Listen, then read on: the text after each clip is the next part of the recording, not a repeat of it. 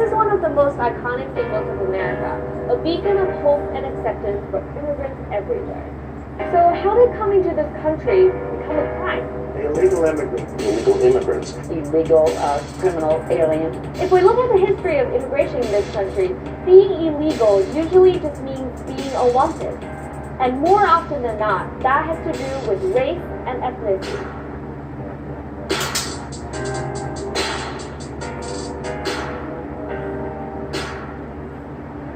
For a long time, there was no such thing as an illegal immigrant in the U.S. because there weren't any immigration laws.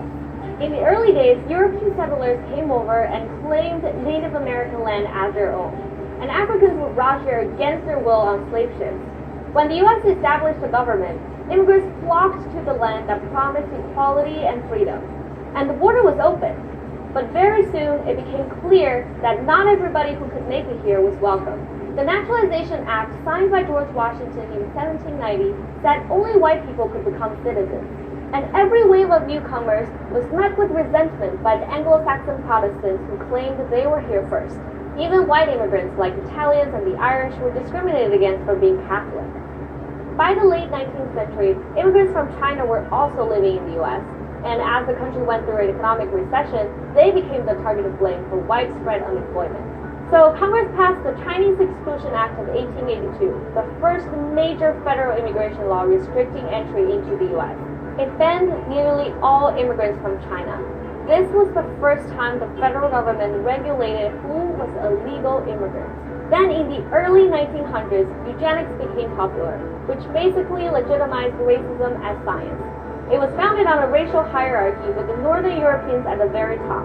Its influence was so powerful that it was reflected in the next major federal immigration law signed in 1924. The law set up a nationality-based quota system that capped immigration from Southern and Eastern Europe and banned essentially all Asians.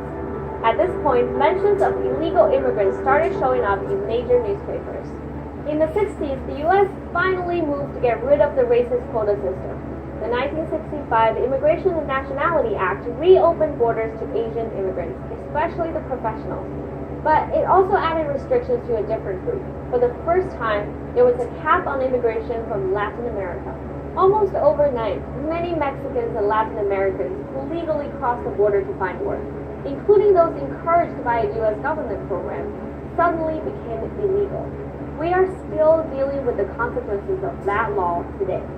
Those who are deemed illegal in this country have always changed with time.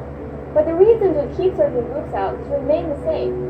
Newcomers, especially those who look different, are seen as a threat to white Americans' jobs, identities, and way of life. Who's considered legal all depends on when you start the clock.